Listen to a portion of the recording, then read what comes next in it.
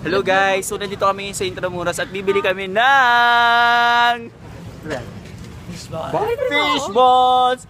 Tsaka usapin natin yung ibang mga mamamayan dito sa Intramuros at aalamin natin kung bakit gustong-gusto nila ng fishball. Sir, ano po bang meron sa fishball ng Intramuros?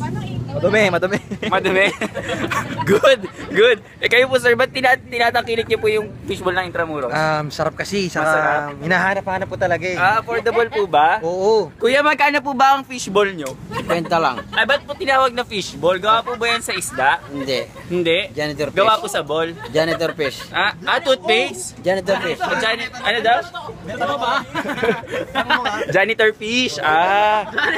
So nakakatulong po pala kayo sa paglilinis ng Ilog Pasig. Di ba peste po yun sa Ilog Pasig? Oo. Ako po kung sa EGC, hindi ko alam eh.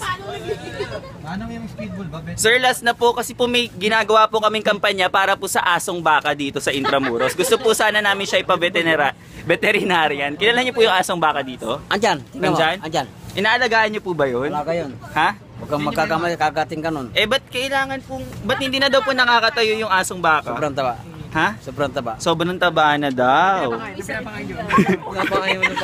So ayan po ang pagtatangkilik nila ng fishball ng Intramuros at hindi pa rin po ako nakakabili. Salute ako ang nakakabili na. Pabayaran ko na lang. Hi guys! Hi naman kayo! Hi! Ano, ilang taon na po kayo? 101. Ano po? 11.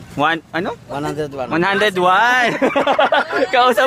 Kausap mo pala natin ang pinakamatandang tao sa Intramuros, si Manong. Si Kuya kung magtatap ba? Magtatap ba, Kuya? Siyempre. Oh!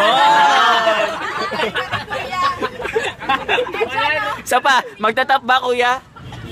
Huwag kayo magulo.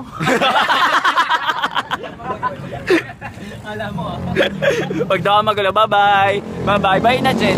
Bye-bye guys! Bye-bye! Kiss, kiss!